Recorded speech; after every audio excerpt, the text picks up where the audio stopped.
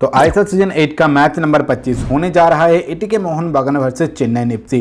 शाम 7:30 बजे से फटोडी स्टेडियम पर मैच स्टार्ट हो जाएगा। आप अगर चाहते हो इस मैच को ऑनलाइन हॉटस्टार, जियो टीवी और ऑन फुटबॉल पर देख सकते हो। इसके अलावा आप अगर टीवी में देखना चाहते हो तो आपको स्टार स्पोर्ट्स नेटवर्क फॉलो करना पड़ेगा। चलिए इस वीडियो में हम लोग इस मैच की प्रीव्यू कर लेते हैं। मैं आपको दोनों टीमों का स्टेक्स बताऊंगा, दोनों टीमों का क्या न्यूज है, क्या कोई खिलाड़ी इंजर्ड है, अनेबल है, वो मैं आपको बताऊंगा। साथ साथ प्लेइंग 11 प्रेडिक्ट करूंगा और कौन जीत सकता है इस मैच को, किसका चांस ज़्यादा है वो भी मैं आपको बताऊंगा। तो आपको ये सब कुछ अगर जानना है इस मैच रिलेटेड तो इस वीडियो का अंत तक जरूर देखते रहना। तो इस मैच पे एक तरफ है एटीके मोहन बागान, जिनका शुरुआत बहुत ही अच्छा हुआ था लेकिन लास्ट 2 मैच उनको हारना पड़ा था। यानी कि एक परफेक्ट एक्सपीरियंस के साथ वो सीजन का शुरुआत कर रहा है। अभी भी उनके पास टाइम है कमबैक करने का। दूसरी तरफ चेन्नई एफसी अभी भाई एक मैच इन्होंने हारा नहीं है, कुछ मैच जीता है और कुछ मैच इन्होंने ड्रॉ किया है, जिसके चलते भाई चेन्नई एफसी भी बहुत ही स्ट्रांग टीम लग रहा है। एटीके मोहन बागान के लिए एक बहुत ही बड़ा टफ चैलेंज रहने वाला है इनके खिलाफ। एटीके मोहन बागान के पास इस सीजन किसी भी टीम को हराने का एक क्षमता है, क्वालिटी है, लेकिन उनके परफॉर्मेंस में जो इनकॉन्सिस्टेंसी चल रहा है भाई, उसके ही चलते वो अपना जो एबिलिटी है वो परफेक्ट तरीके से एग्जीक्यूट नहीं कर पा रहा है। तो एंटनी लोपेज हवास को खास करके डिफेंसिवली बहुत ही ज़्यादा अच्छी तरीके से टीम को मैनेज करना पड़ेगा, मोटिवेट करना पड़ेगा हर खिलाड़ी को, ताकि उनका जो अल्टीमेट पोटेंशियल है उसको फिर से रीगेन कर ले, रीडिस्कवर कर ले। चेन्नई एफसी के खिलाफ उनके पास भाई बहुत ही बड़ा मौका है, वो चेन्नई एफसी की टीम को बीट कर सकता है, उनके पास वो क्षमता है। लेकिन चेन्नई एफसी भाई कोई ख़राब टीम नहीं है, उन्होंने बहुत ही अच्छी तरीके से कंसिस्टेंसी तरीके से परफॉर्मेंस करके दिखाया है। चलिए आप दोनों टीमों का हम लोग स्टेक्स देख लेते हैं। तो एटीके मोहन बागान की अगर बात किया जाए तो एटीके मोहन बागान भाई बहुत ही एक डेंजरस टीम हमें नज़र आ रहा है, लेकिन लास्ट कुछ मैचों में जैसे कि मैंने आपको बताया कि उनका परफॉर्मेंस बहुत ही ख़राब गया है, एक क्राइसिस हम लोग कह सकते हैं। लेकिन उन्होंने जो एक्सपीरियंस गेन किया है भाई इन 4 मैचों में, वो उनको आगे जाकर बहुत ही ज़्यादा फ़ायदा दिलाने वाला है। लेकिन अगर इस मैच को हार जाता है तो मोराली बहुत ही ज़्यादा डाउन हो जाएगा और उनके लिए पॉइंट टेबल में टॉप करना बहुत ही ज़्यादा मुश्किल हो जाएगा अगर 1-2 पॉइंट वो भाई ड्रॉप कर देता है आने वाले मैचों में। क्योंकि दूसरी तरफ मुंबई सिटी एफसी बहुत ही ज़बरदस्त तरीके से पॉइंट गेन कर रहा है, तो उनके साथ तो भाई ऑलरेडी एक मैच हो चुका है, उनको हरा नहीं पाया है। एटीके मोहन बागान बहुत ही बुरी तरीके से एटीके मोहन बागान के खिलाफ हारा था। तो टीम को अभी भाई मोटिवेट ज़्यादा से ज़्यादा करना पड़ेगा अपने कोच को, और जो सेफ है भाई वो सेफ उनको फिर से दिखाना पड़ेगा अपने अटैक में। अटैक उतना ज़्यादा भाई अभी धार में नहीं है। रॉय कृष्णा को और भी ज़्यादा मेहनत करना पड़ेगा, उनको और भी ज़्यादा साइन करना पड़ेगा। हुगो को भी भाई अभी बांध के रखा है दूसरी टीमों के मिडफील्डर ने, तो कहीं ना कहीं मुझे लग रहा है कि हुगो को भी अपने आप को और भी ज़्यादा इंप्रूव करना पड़ेगा इस मैच पे, नहीं तो भाई एटीके मोहन बागान फंस सकता है। एटीके मोहन बागान का जो अल्टीमेट टारगेट है पॉइंट टेबल में टॉप करना, वो भाई और भी ज़्यादा संशय में पड़ सकता है अगर इस मैच से ही वो पॉइंट ड्रॉप करता है। यहीं से ही उनको अप जाना पड़ेगा, यहीं से ही अपना वो रिदम पकड़ सकता है तो उनके लिए अच्छा रहेगा, नहीं तो भाई वो और भी ज़्यादा फंस सकता है। इसके बाद अगर चेन्नई एफसी की बात किया जाए तो चेन्नई एफसी भाई इस सीजन में बाउंस बैक करने की कोशिश कर रहा है और कहीं ना कहीं वो भाई सफल हो चुका है। बहुत ही अच्छी तरीके से उनका परफॉर्मेंस निकाल के आया है बोजिदर बैंडोविक के अंडर। लास्ट सीजन बहुत ही खराब गया था, आपको इसके बारे में ऑलरेडी पता है।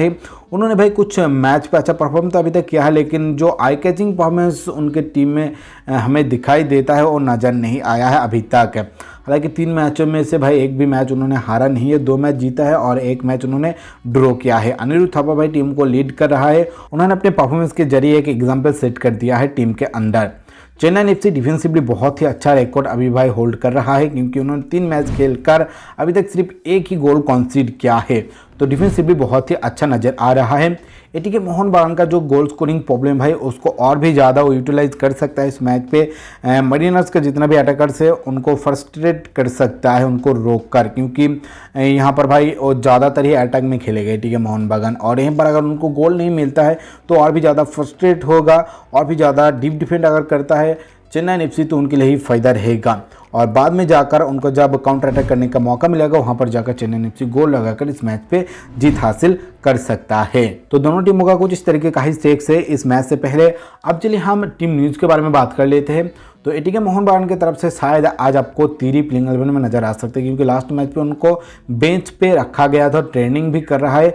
तो भाई मस्ट एंटिसिपेटिंग जो अभी रिटर्न है एटीके मोहन बागान की टीम में वो है तीरी, और मुझे लग रहा है कि तिरी आज प्लेइंग 11 में शामिल हो जाएगा। और इसके बाद दीपक तांगड़ी भी आज कमबैक कर लेगा, क्योंकि उनको लास्ट मैच पे सस्पेंशन मिला था रेड कार्ड के चलते, लेकिन इस मैच पे पूरी तरीके से अवेलेबल है। दूसरी तरफ चेन्नई एफसी में भाई राफेल क्रिवेलारो सबसे बड़ा एब्सेंट है, अपने मसल इंजरी के चलते उनको भाई अभी बाहर ही रहना पड़ेगा।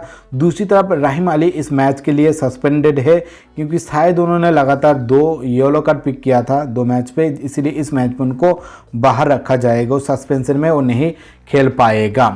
अब चलिए हम बात कर लेते हैं हेड टू हेड के बारे में।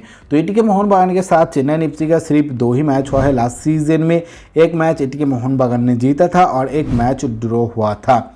और इससे पहले जो एटीके एफसी था भाई, उनके साथ चेन्नई एफसी का टोटल 15 मैच हो चुका था, जहां पर कोलकाता की टीम यानी एटीके मोहन बागान ने 7 दफ़ा जीत हासिल किया था, चेन्नई एफसी ने 4 दफ़ा जीत हासिल किया था और बाकी मैच ड्रॉ हुआ था। तो चाहे एटीके हो या एटीके मोहन बागान, दोनों टीमों के विरुद्ध भाई चेन्नई एफसी थोड़ा बहुत फीका पड़ जाता है।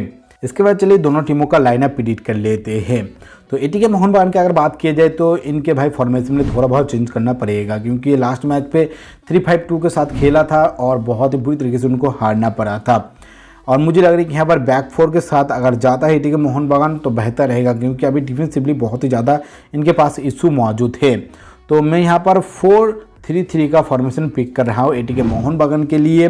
तो गोलकीपिंग में अमरिंदर, उसके बाद डिफेंसिव लाइन पर रहेगा तांगड़ी, कोटल और तिरी को मैं शामिल कर रहा हूं। अगर तिरी अवेलेबल है तो भाई उनको प्लेइंग 11 में मौका मिल जाएगा, और सुभाशिष बोस। उसके बाद मिडफील्ड में कौको, हुगो, लेनी, अफ्रोर में मनवीर रॉय और लिस्टन। और इसके बाद नेक्स्ट अगर चेन्नई एफसी की बात किया जाए तो चेन्नई एफसी का फॉर्मेशन रहेगा इस मैच के लिए 4-3-3 ही, जैसे कि एटीके मोहन बागान रखेगा।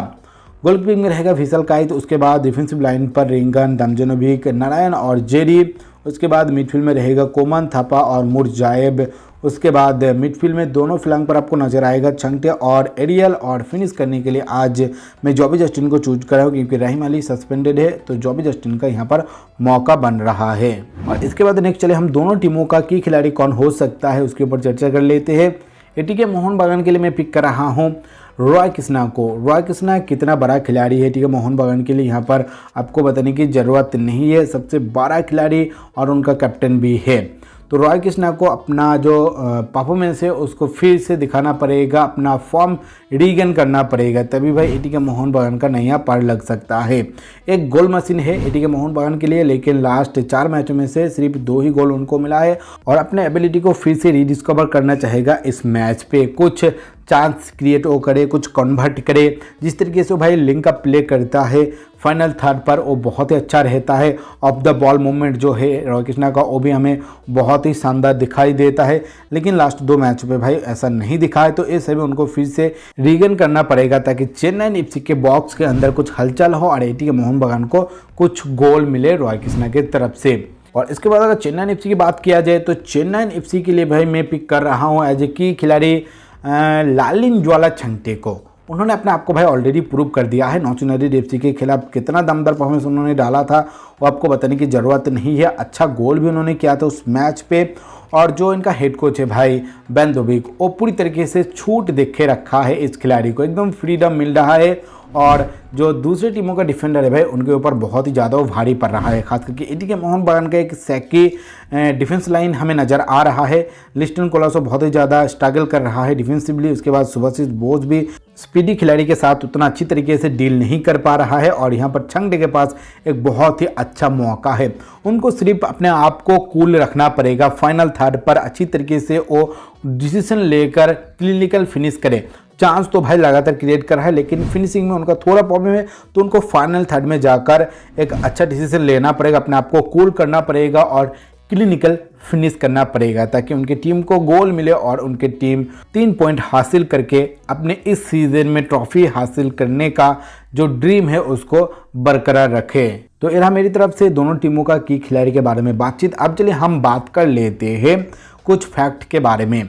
तो पहला फैक्ट है कि भाई एटीके मोहन बागान का स्ट्राइकर रॉय कृष्णा 2019-20 सीजन से अभी तक ओपन प्ले से टोटल 19 गोल लगा दिया है, जो कि इस टाइम पीरियड में सबसे ज़्यादा है। इस समय में कोई भी स्ट्राइकर, कोई भी खिलाड़ी ने ओपन प्ले से 19 गोल नहीं लगा पाया है। इसके बाद नेक्स्ट फैक्ट ये है कि भाई प्रीतम कोटल अभी तक इस सीजन में टोटल 10 इंटरसेप्शन लगा दिया है। 4 अप्रियांस पे। तो इनके पास भाई सबसे ज़्यादा अभी इंटरसेप्शन है इस सीज़न। उसके बाद तीसरा फैक्ट ये कि भाई विशाल काइट अभी लीड कर रहा है गोल्डन ग्लव्स के रैंकिंग को इस सीज़न आईएसएल में, क्योंकि उन्होंने 3 मैचों में से 2 मैचों पे क्लीन शीट रखा है उसके ही चलते। तो ये तो हो गया इस मैच रिलेटेड कुछ फैक्ट। अब चलिए मैं आपको विनिंग चांसेस बता देता हूँ। तो भाई इस मैच के लिए विनिंग चांसेस सबसे ज़्यादा रहेगा मेरे हिसाब से एटीके मोहन बागान का। हाँ भाई, एटीके मोहन बागान इस मैच पे कमबैक जरूर कर लेगा, क्योंकि लगातार उनको बहुत ही 2 बड़ा हार मिल चुका है और इस मैच को अपना दमखम पूरी तरीके से लगा देगा, अलग सा स्ट्रेटेजी के साथ आएगा। और इस टीम के पास भाई एबिलिटी है, ऑलरेडी मैंने आपको फुल्ली तरीके से डिस्कशन करके बता दिया है। तो एटीके मोहन बागान इस मैच पे भाई कमबैक करने जा रहा है। एटीके मोहन बागान इस मैच पे जीत हासिल करेगा। एटीके मोहन बागान के पास जीत हासिल करने का चांस है इस मैच पे 60% 40% है चेन्नई एफसी के पास। आप लोग भी अपना राय जरूर शेयर कर देना, अपना विनिंग चांसेस शेयर कर देना। फिलहाल के लिए वीडियो कहीं पर एंड कर रहा हूं। आपको बहुत बहुत शुक्रिया टाइम निकाल के इस वीडियो को देखने के लिए। अगर आपको वीडियो अच्छा लगे तो लाइक जरूर कर दीजिए, अपने दोस्तों से इस वीडियो को ज़्यादा से ज़्यादा शेयर कर दीजिए, ताकि उनको इस तरह की इंपॉर्टेंट चीज़ों के बारे में पता चले। और आपने अभी तक चैनल को सब्सक्राइब नहीं किया है तो चैनल को सब्सक्राइब करने के बाद ऑल नोटिफिकेशन ऑन कर दीजिए, ताकि आपको फटाफट नोटिफिकेशन मिल जाए जब भी मैं वीडियो अपलोड करूँ।